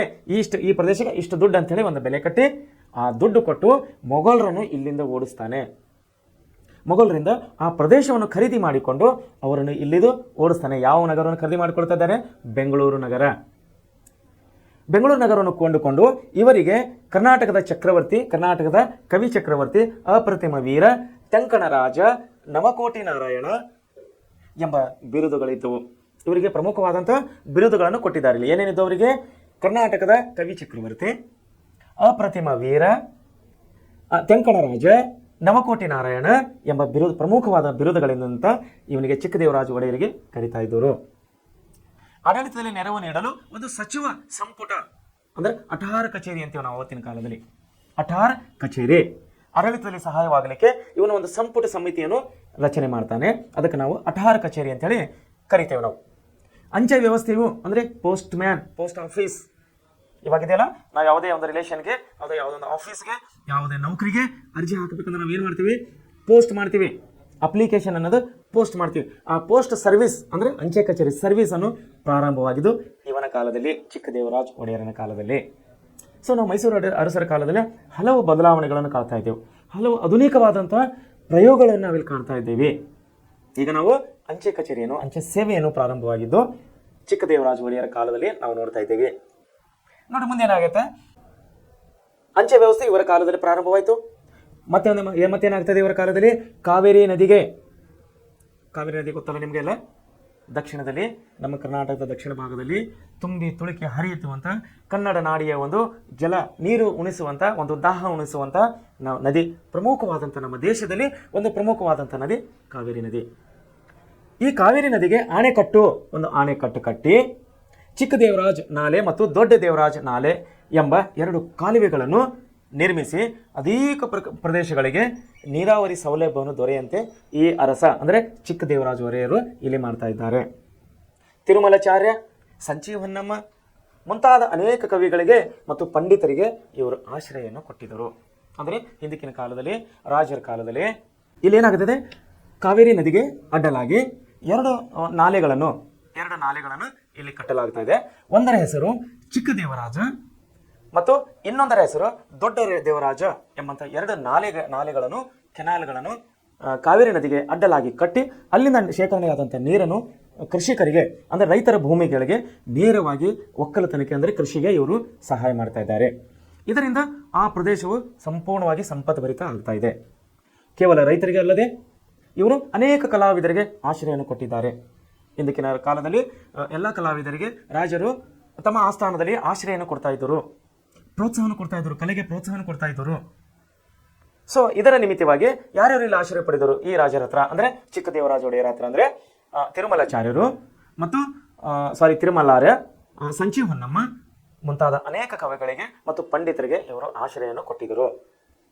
ಸೊ ಇಷ್ಟು ಚಿಕ್ಕದೇವರಾಜ ಒಡೆಯರು ಇವರ ಕಾಲದಲ್ಲಿ ಸಂಸ್ಥಾನವನ್ನು ಕೂಡ ಅಭಿವೃದ್ಧಿ ಮಾಡಲಾಯಿತು, ಅನೇಕ ಅಭಿವೃದ್ಧಿ ಕಾರ್ಯಗಳನ್ನು ಮಾಡಲಾಯಿತು, ಕೃಷಿಗಳಿಗೆ ಒತ್ತು ಕೊಡ್ತಾ ಬರ್ತಾ ಇದ್ದರು.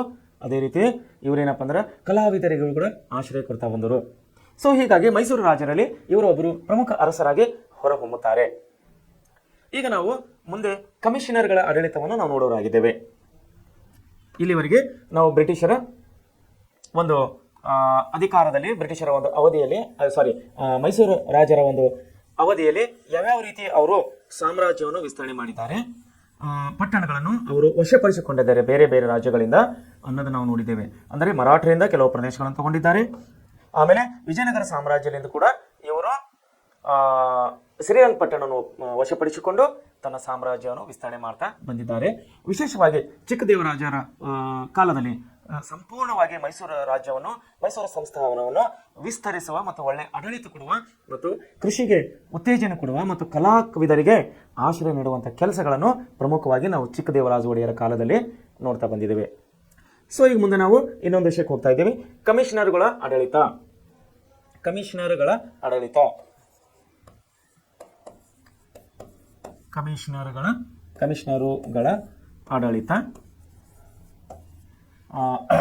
ಇದು 1831ರಿಂದ 1881ರವರೆಗೆ, ಅಂದರೆ ಸುಮಾರು 50 ವರ್ಷಗಳವರೆಗೆ ಇಲ್ಲಿ ಕಮಿಷನರ್ಗಳ ಆಡಳಿತಕ್ಕೆ ಬರ್ತಾ ಇದ್ದಾರೆ. ಯಾವ ರೀತಿ ಇಲ್ಲಿ ಕಮಿಷನರ್ಗಳ ಆಡಳಿತ ನಡೀತಾ ಇದೆ ಅನ್ನೋದನ್ನು ನಾವು ವಿಶೇಷವಾಗಿ ನೋಡೋಣ. 1799ರಲ್ಲಿ ಟಿಪ್ಪು ಸುಲ್ತಾನದ ಮರಣದ ನಂತರ 1799ರಲ್ಲಿ ಟಿಪ್ಪು ಸುಲ್ತಾನ ಇಲ್ಲಿ ಮರಣವನ್ನು ಹೊಂತಾನೆ. ಅದರ ನಂತರ ಮುಮ್ಮಡಿ ಕೃಷ್ಣರಾಜ ಒಡೆಯರು ಬ್ರಿಟಿಷರ ಒಪ್ಪಿಗೆಯೊಂದಿಗೆ, ಯಾರು? ಮುಮ್ಮಡಿ ಕೃಷ್ಣರಾಜ ಒಡೆಯರ್ ಬ್ರಿಟಿಷರ ಒಪ್ಪಿಗೆಯೊಂದಿಗೆ ಮೈಸೂರಿನ ಮಹಾರಾಜರಾಗಿ ಅಧಿಕಾರವನ್ನು ಸ್ವೀಕರಿಸ್ತಾ ಇದ್ದಾರೆ.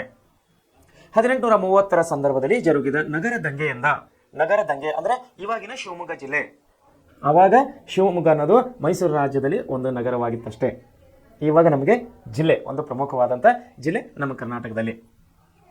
ಸೊ ಜರುಗಿದ ನಗರ ದಂಗೆಯಿಂದ ಮೈಸೂರು ರಾಜ್ಯವನ್ನು ಬ್ರಿಟಿಷರು ಏನು ಮಾಡಿದ್ರು ಅಂದ್ರೆ ತಮ್ಮ ನೇರ ಆಳ್ವಿಕೆಗೆ ತೆಗೆದುಕೊಂಡರು. ಬ್ರಿಟಿಷರು ಏನು ಮಾಡ್ತಾರೆ, ಒಂದು ನಗರ ದಂಗೆ ಆಗ್ತದೆ ಶಿವಮೊಗ್ಗದಲ್ಲಿ, ಅದರ ಒಂದು ನಿಮಿತ್ತಿಯನ್ನು ಇಟ್ಟುಕೊಂಡು ಇವರು ಏನು ಮಾಡ್ತಾ ಇದ್ದಾರೆ, ಬ್ರಿಟಿಷರು ತಮ್ಮ ನೇರ ಆಡಳಿತಕ್ಕೆ ತೆಗೆದುಕೊಳ್ತಾ ಇದ್ದಾರೆ.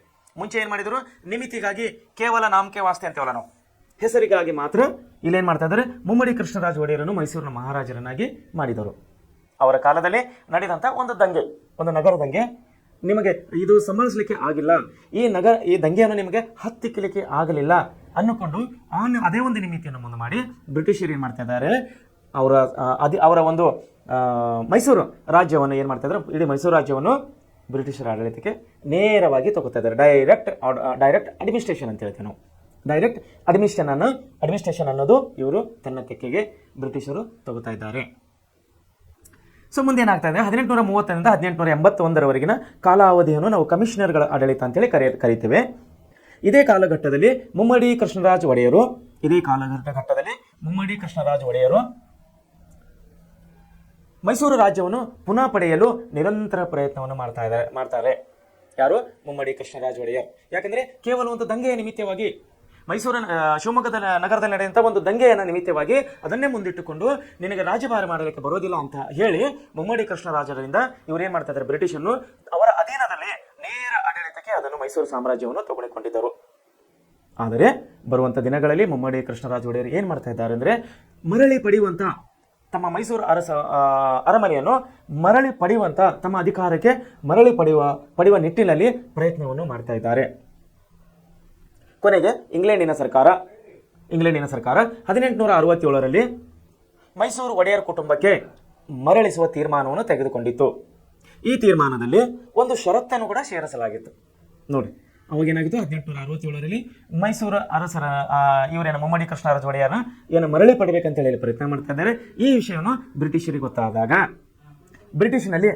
ಇಂಗ್ಲೆಂಡಿನಲ್ಲಿ ಒಂದು ತೀರ್ಮಾನ ತಗೊಂಡ್ರು. ಇಂಗ್ಲೆಂಡ್ ಸರ್ಕಾರ ಏನಂತ, 1867ರಲ್ಲಿ ಆಯ್ತಪ್ಪ, ಮೈಸೂರು ಸಂಸ್ಥಾನನ ಅವರಿಗೆ ವಾಪಸ್ ರಿಟರ್ನ್ ಅವ್ರಿಗೆ ಕೊಡೋಣ, ಬಟ್ ಒನ್ ಕಂಡೀಷನ್. ಏನದವುದು ಷರತ್ತನ್ನು ಹಾಕಿದ್ರು ಅಂದರೆ, ಒಂದು ಷರತ್ತನ್ನು ಸೇರಿಸಲಾಗಿತ್ತು. ಏನಂದ್ರೆ, ಪುನಃ ರಾಜ್ಯವನ್ನು ಮುಮ್ಮಡಿಯವರ ಉತ್ತರಾಧಿಕಾರಿಯವರಿಗೆ ಮಾತ್ರ ಮರಳಿಸತಕ್ಕದೇ ಹೊರತು ಮುಮ್ಮಡಿಯವರನ್ನು ಪರಿಗಣಿಸಲಾಗುವುದಿಲ್ಲ ಎನ್ನುವುದೇ ಆ ಷರತ್ತು ಆಗಿತ್ತು. ಯಾಕಂದ್ರೆ ಮುಮ್ಮಡಿ ಕೃಷ್ಣರಾಜ ಒಡೆಯರ್ ಇಲ್ಲಿ ಸಮರ್ಥ ಯೋಧನಾಗಿದ್ದ, ಒಂದು ಸ್ಟ್ರಾಂಗ್ ಆರ್ಮಿ ಆಗಿದ್ದವು, ಸ್ವಂತ ಸೈನ್ಯದ ಒಂದು ಮುಖ್ಯಸ್ಥನಾಗಿದ್ದ. ಇದನ್ನ ಅರಿತ ಬ್ರಿಟಿಷರು ಏನು ಮಾಡಿದ್ರು, ಆಯ್ತಪ್ಪ, ನಿಮಗೆ ಮೈಸೂರು ನಗರ, ನಾವು ಮೈಸೂರು ಸಾಮ್ರಾಜ್ಯ ಹೊಳೆ ರಿಟರ್ನ್ ಕೊಡ್ತೀವಿ, ತೊಂದರೆ ಇಲ್ಲ, ಬಟ್ ರಾಜನಾಗೋದು ಯಾರು? ಮುಮ್ಮಡಿ ಕೃಷ್ಣರಾಜ ಒಡೆಯರಿಗೆ ನಾವು ಅಧಿಕಾರ ಕೊಡಲ್ಲ.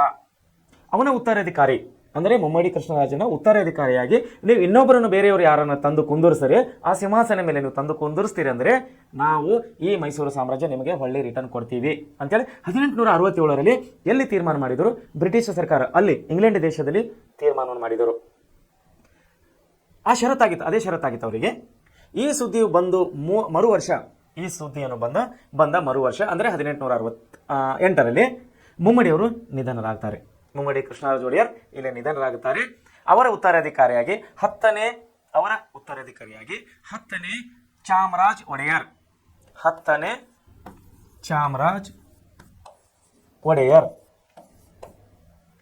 ಒಡೆಯರ್ ಅನ್ನುವರನ್ನು ಇಲ್ಲಿ ಏನು ಮಾಡ್ತಾರೆ? ಮೈಸೂರಿನ ಸಿಂಹಾಸನದ ಮೇಲೆ ಕೂಡಿಸಲಿಕ್ಕೆ ಬ್ರಿಟಿಷರು ಇಲ್ಲಿ ಅನುಮತಿಯನ್ನು ಕೊಡ್ತಾರೆ. ಯಾಕಂದ್ರೆ ಮುಮ್ಮಡಿ ಕೃಷ್ಣರಾಜ ಒಡೆಯರು ಇಲ್ಲಿ ಪ್ರಮುಖರಾಗಿದ್ದರಿಂದ ಅವರು ತೀರ್ಕೊಳ್ತಾರೆ. ಅವರು ತೀರ್ಕೊಂಡ ಮೇಲೆ ಅವರ ಉತ್ತರಾಧಿಕಾರಿಯಾಗಿ ಅಂದರೆ ಒಡೆಯರ ಒಂದು ಮನೆತನದವರಾದಂತಹ 10ನೇ ಚಾಮರಾಜ ಒಡೆಯರ್ ಅವರನ್ನು ಇಲ್ಲಿ 1881ರಲ್ಲಿ ಪ್ರಾಪ್ತ ವಯಸ್ಸರಾದಾಗ, ಪ್ರಾಪ್ತ ವಯಸ್ಸು ಅಂದ್ರೆ ವಯಸ್ಸಿಗೆ ಬಂದ ಮೇಲೆ ಅವರಿಗೆ ಪಟ್ಟವನ್ನು ಕಟ್ಟಲಾಯಿತು. ಸೊ ಇಲ್ಲೇನಾಗ್ತಾ ಇದೆ ಅಂದರೆ 1881ರಲ್ಲಿ ವಯಸ್ಸಿಗೆ ಬಂದಾಗ ಮಾತ್ರ ನಿಮಗೆ ಸರ್ಕಾರ ಕೊಡ್ತೀವಿ ಅಂತ ಹೇಳಿದರು, ಅಧಿಕಾರವನ್ನು ಕೊಡ್ತೀವಿ ಅಂತ ಹೇಳಿದರು ಬ್ರಿಟಿಷರು. ಎಲ್ಲಿ ನಿರ್ಣಯ ಆಗಿತ್ತು? 1867ರಲ್ಲಿ ಇಂಗ್ಲೆಂಡ್ನಲ್ಲಿ ಆಗಿತ್ತು. ಆ ಒಂದು ಕರಾರ, ಆ ಒಂದು ಷರತ್ತಿನ ಮೇಲೆ ಇವರು ಮುಮ್ಮಡಿಯವರು ತೀರ್ಕೊಂಡ ಮೇಲೆ 10ನೇ ಚಾಮರಾಜ ಒಡೆಯವರಿಗೆ ಇವರು ಅಧಿಕಾರವನ್ನು ಕೊಡ್ತಾ ಇದ್ದಾರೆ.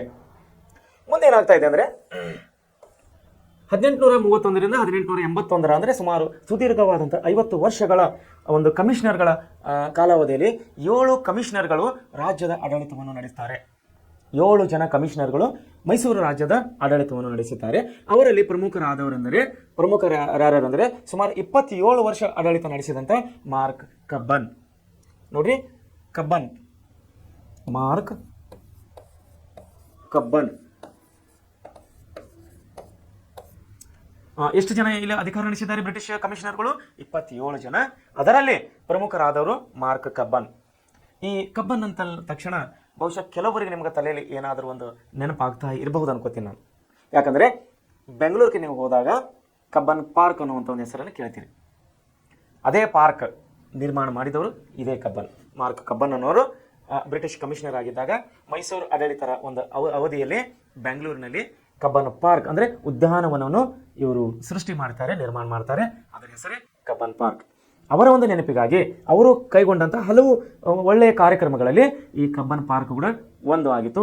ಅದು ಇವತ್ತಿಗೂ ಕೂಡ ಫೇಮಸ್ ಆಗಿದೆ.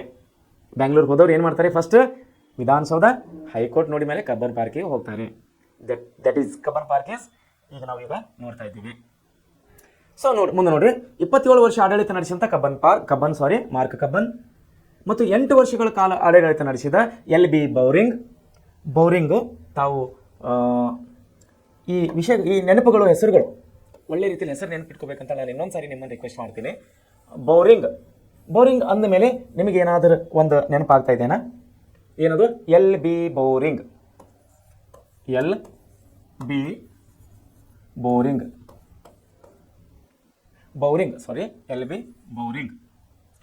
ಈ ಬೋರಿಂಗ್ ಅನ್ನೋದು ನಿಮ್ಗೆ ಏನಾದರೂ ನೆನಪು ಕೊಡ್ತಾ ಇದೆನಾ? ದಯಮಾಡಿ ಯಾರಾದರೂ ನೆನಪಾದ್ರೆ ನೀವು ಹೇಳ್ಬೋದು. LB ಬೌರಿಂಗ್ ಬೆಂಗಳೂರಿನಲ್ಲಿ ಪ್ರಮುಖವಾದಂಥ ಒಂದು ನಾವು ಆಸ್ಪತ್ರೆ ಹೆಸರನ್ನು ಕೇಳ್ತೀವಿ ಇವತ್ತಿನ ಡೇರಿಗೆ, ಬೋರಿಂಗ್ ಆಸ್ಪತ್ರೆ ಅಂತ ಹೇಳಿ. ಈಗ ನಮ್ಮ ಸರ್ಕಾರದ ಅಧೀನದಲ್ಲಿದೆ, ಕರ್ನಾಟಕ ಸರ್ಕಾರದ ಅಧೀನದಲ್ಲಿದೆ. ಈ ಬೋರಿಂಗ್ ಆಸ್ಪತ್ರೆಯನ್ನು ಪ್ರಾರಂಭ ಮಾಡಿದವನು ಇವನು LB ಬೌರಿಂಗ್.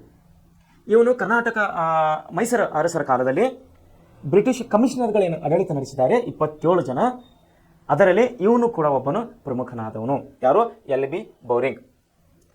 ವಿಶೇಷವಾಗಿ ಕಬ್ಬನ್ ಅವರ ಆಡಳಿತಾವಧಿಯಲ್ಲಿ ಇಂಗ್ಲಿಷ್ ಶಿಕ್ಷಣ, ನ್ಯಾಯಾಂಗ ವ್ಯವಸ್ಥೆಯನ್ನು ಸೇರಿದಂತೆ ವಿವಿಧ ಕ್ಷೇತ್ರಗಳನ್ನು ಆಧುನೀಕರಣಗೊಳಿಸಲಾಯಿತು.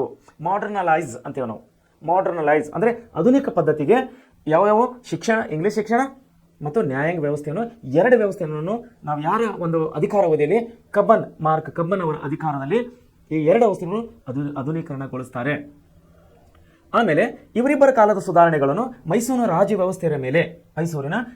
ವ್ಯವಸ್ಥೆಯ ಮೇಲೆ ದೀರ್ಘಾವಧಿಯ ಪರಿಣಾಮಗಳು ಉಂಟು ಮಾಡಿದವು. ಕೊನೆಯ ಕಮಿಷನರ್ನಾದ ಜೇಮ್ಸ್ ಗೋರ್ಡನ್ ಕೊನೆಯ ಕಮಿಷನರ್ ಆದಂತಹ ಜೇಮ್ಸ್ ಗೋರ್ಡನ್. ಇವನು ಕಮಿಷನರ್, ಕೊನೆಯ ಕಮಿಷನರ್. ಅಂದರೆ ಒಟ್ಟು ಎಷ್ಟು ಜನ ಕಮಿಷನರ್ಗಳು ಆಳಿದ್ದಾರೆ ಮೈಸೂರು ಅರಸನು? 27 ಜನ ಕಮಿಷನರ್ಗಳು ಆಳಿದ್ದಾರೆ. ಎಷ್ಟು ವರ್ಷ ಅದು? 50 ವರ್ಷದಲ್ಲಿ 1831ರಿಂದ 1881ರವರೆಗೆ 50 ವರ್ಷಗಳ ಸುದೀರ್ಘ ಕಾಲದಲ್ಲಿ 27 ಜನ ಕಮಿಷನರ್ಗಳನ್ನು ಆಡಳಿತ ನಡೆಸ್ತಾರೆ. ಅದರಲ್ಲಿ ಪ್ರಮುಖರಾದವರು ಮಾರ್ಕ್ ಕಬ್ಬನ್, LB ಬೌರಿಂಗ್ ಮತ್ತು ಕೊನೆಯವನಾದಂತಹ ಜೇಮ್ಸ್ ಗೋರ್ಡನ್. ಈ ಜೇಮ್ಸ್ ಗೋರ್ಡನ್ನಿಂದ ಮೈಸೂರು ರಾಜ್ಯ ಮನೆತನಕ್ಕೆ 1881ರಲ್ಲಿ ಆಡಳಿತವನ್ನು ಮತ್ತೆ ಹೊಳ್ಳಿರಿತಾನೆ. ಮೈಸೂರು ರಾಜ್ಯ ಮನೆತನಕ್ಕೆ 1881ರಲ್ಲಿ ಮತ್ತೆ ಅಧಿಕಾರವನ್ನು ಮೈಸೂರು ಅರಸರಿಗೆ ಹಸ್ತಾಂತರ ಮಾಡ್ತಾ ಇದ್ದಾರೆ. ಯಾರು? ಬ್ರಿಟಿಷರು. 50 ವರ್ಷ 1831ರಿಂದ 81ರವರೆಗೆ 50 ವರ್ಷ 27 ಕಮಿಷನರ್ಗಳು ಮೈಸೂರು ರಾಜ್ಯವನ್ನು ಕಮಿಷನರ್ಗಳ ಪರವಾಗಿ ಇಲ್ಲಿ ಆಡಳಿತ ನಡೆಸಿದ್ದಾರೆ.